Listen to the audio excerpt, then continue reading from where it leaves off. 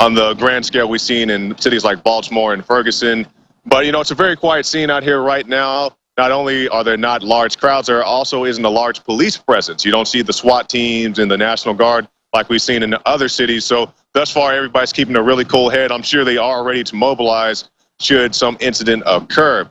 And as what you were talking about earlier, Alex, the clip of Obama and I guess Sharpton threw in his 2 cents as well, this idea that we need to federalize the police. And to anybody out there who thinks all this stuff is going to disappear, the MRAPs and the grenade launchers, once they get these guys federalized, that is not going to happen. They're still going to have it, just like you said. They just want to have it under a federal banner. So I don't think that's going to help anything. Now, particularly with this case, it's Officer Brello, who was involved in the shooting, as well as several other officers, but he's the guy who's on the line right now. Back in 2012, they were pursuing some suspects, unarmed suspects, I might add. Brello decided to jump on the hood of a car, fired multiple rounds, 5 of which were considered fatal, and now he's on trial, the charge being manslaughter. So it's a it was a completely just ridiculous scenario to think that you'd have to jump on the hood of a car and fire multiple times at 2 people who are of no threat to you. Because if I was involved in some type of incident and I really thought somebody was armed in a threat to my personal safety, I wouldn't jump on the hood of a car in front of the windshield where they had a clear view of me. But that's my personal opinion. So right now, everybody we've met has been pretty calm, pretty peaceful. Haven't had any issues with the police.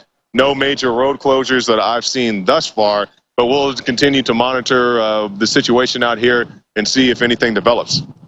That's right, and they're talking about other charges down the road, depending on how this court case goes.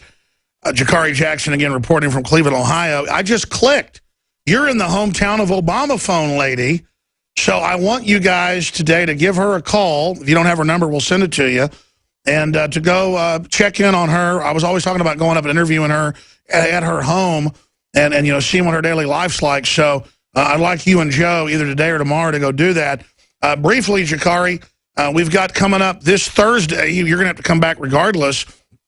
You're going to be leading a demonstration, a real Black Lives Matter demonstration outside the Planned Parenthood death camp on Ben White here in Austin.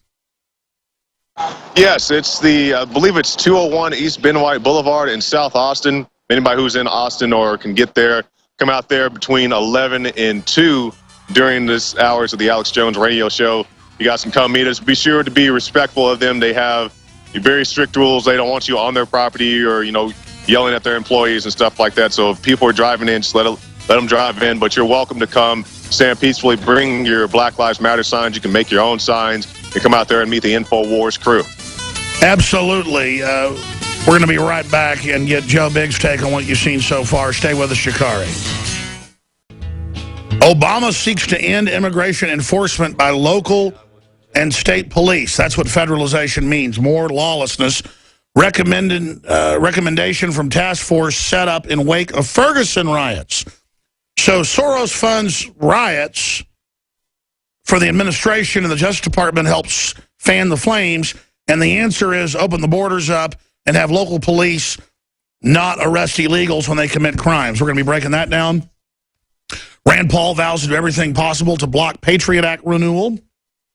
But Chris Christie, on the other hand, calls Snowden supporters, quote, civil liberties extremist. Of course, you swear an oath to that when you're in office, but this is the mental illness in his latest desperate neocon diatribe.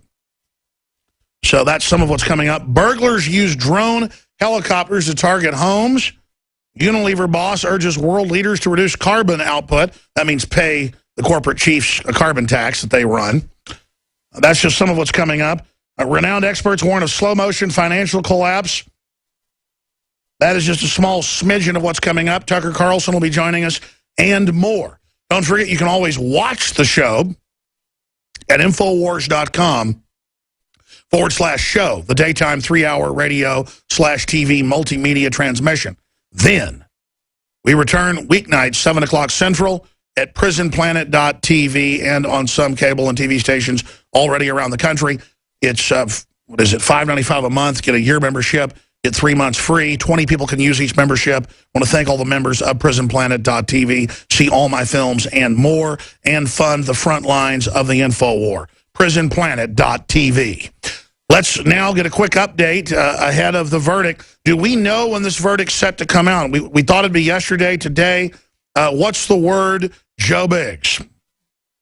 Joe Biggs, Infowars.com. I'm actually standing outside of the Cleveland Police Headquarters and the Justice Department where this is all going down. Today is supposed to be the earliest they're going to come out with this.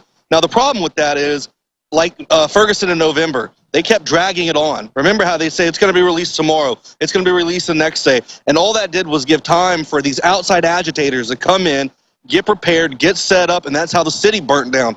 The best way that they can handle this is to go on ahead, pull the Band-Aid off quick, get it done, get it over with, and just move on. Because if they keep waiting, more people are going to come in from LA, from New York, from RevCom in Chicago, and this place is going to get set up and it'll be 10 times worse. And that's what a lot of people are worried about. You know, you can't go into a restaurant or an area and not hear someone talking about this. And for much reason, I got intel earlier from Dew about how the police department here has told the officers that they're not allowed to take leave or anything like that. It's all been canceled. All leave, all vacations have been canceled. It looks like it's on purpose again. Remember how they ordered a stand down in Baltimore and the Justice Department was running that?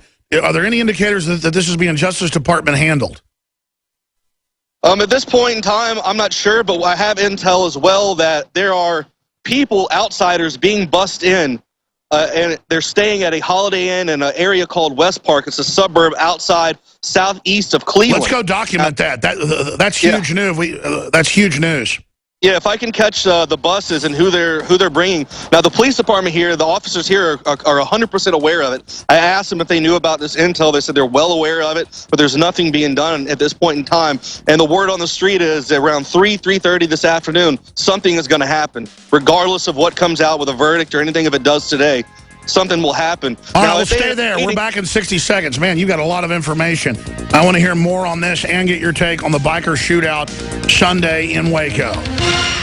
My iPhone from this morning, where they're up in Ferguson protesting the George Soros-funded group at their offices because they, quote, haven't paid the demonstrators their final payment. So this is total AstroTurf. Joe Biggs was getting into that. A nice listener just walked up and offered to get the guys lunch. So we've got listeners right there in Cleveland, Ohio. Joe, does the listener want to say hi to us, or is she shy of that? Yeah, she's shy. She scurried off when we mentioned that. So, so the Fräulein didn't want to be on TV. Yeah, she didn't want to be on TV. I mean, there's a lot of people. I went out last night to a couple of places, and I just wanted to get the feel of the environment and the emotion of people about what's going on. And you'd be surprised, there were a lot of listeners. I mean, I went to one bar, and I was completely bombarded by about 15 people in one area. Listen, 4 years ago at Bilderberg, or 3 years ago in England, I went out to the bridge, whatever, it's not London Bridge, it's the modern bridge that goes right across towards Big Bend. And every other person for like 30 minutes with a live feed was like Alex Jones, Alex Jones, Alex Jones. And they were British, they were Scot, they were Irish, they were Australian. Basically, none of them were Americans. There's video of this. Half of them were listeners and viewers. And we're not bragging. That just shows how popular freedom is, Joe. Yeah, exactly. I mean, I sat down and I was ordering a drink, and this girl goes, hold on. She goes, you work with Infowars, don't you? And I went, yeah. She goes, you're Joe Biggs. And I said, yeah. She goes, man, I've been listening to Infowars since 2010. And she was just telling me all the stuff that, that we've been covering. And yes, always. I bet.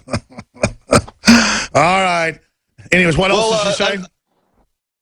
So what we're going to try to find out. Let's just get away from the news and talk about what the women were saying. Let's just go back. I'm joking.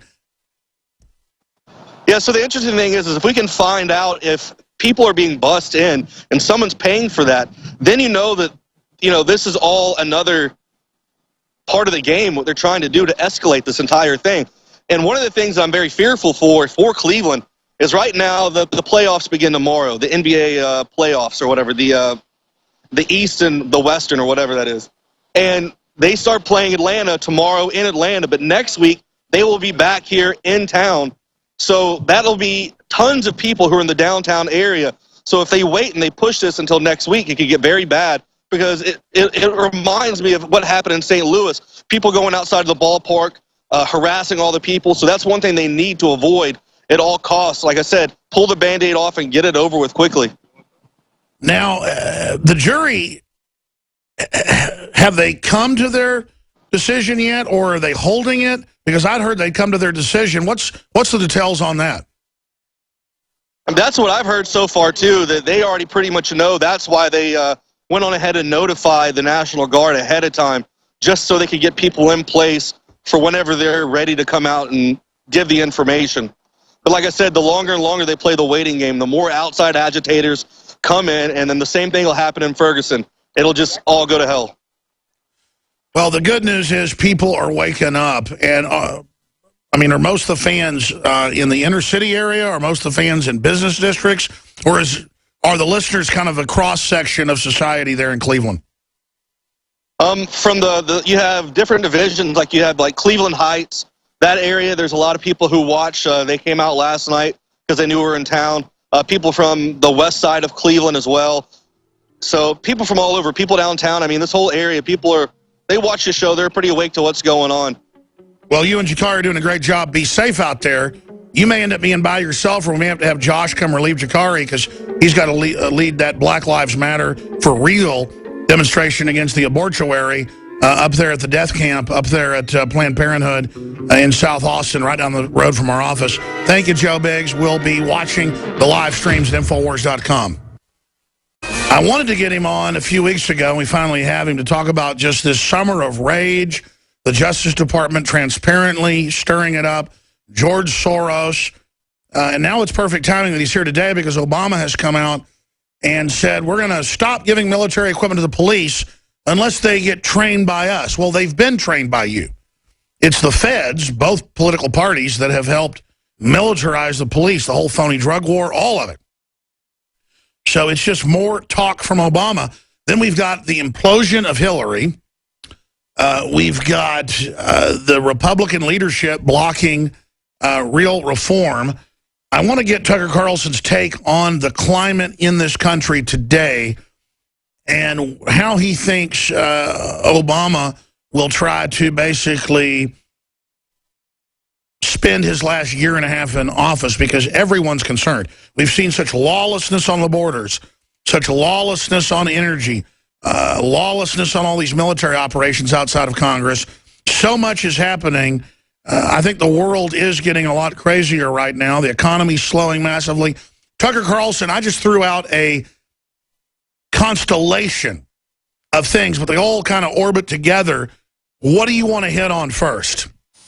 Well, first, thanks for having me, Alex. It's great. It's great to be on, and I agree with everything you said. And I think you're absolutely right that this is the beginning of a long, ugly season. I mean, it is like axiomatic among anyone who's around law enforcement can tell you that civil disturbances increase as the weather temperatures rise. You almost never see rioting in cold weather. You're telling me that we're going to get through July and August? I mean, I hope we will. I hate that. I think it's terrible for America, but you're not going to see another Baltimore or worse? No, you likely are. And I also agree with you that the president has done virtually nothing to make the situation better. I think he benefits from it politically. I think his sympathies are with the looters. That seems pretty clear from listening to him. And I think it's a really, really scary mix of anger and hopelessness and disorganization on the side of the cops. I will say the one part where I do sort of differ from maybe a lot of conservatives is I think that there is abuse by the police. I don't think most of it is racial. I don't think most cops are racist at all, but I do think some of them are abusive. I used to cover them.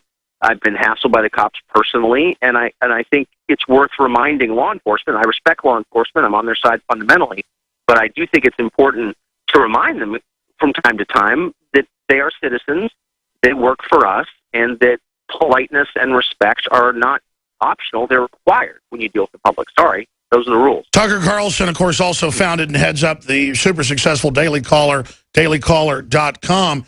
Well, absolutely. I'm the guy that made 4 police state films, wrote a book on the subject, because I didn't want to see us degenerate into a third world banana republic. That said, the arrogance of government rolls downhill. The militarization of police, the asset forfeiture seizure, It's super bad news, and I agree. The best way to support the police is to not just worship them and choose a side, but choose the Constitution. But the Soros people are betting, it seems,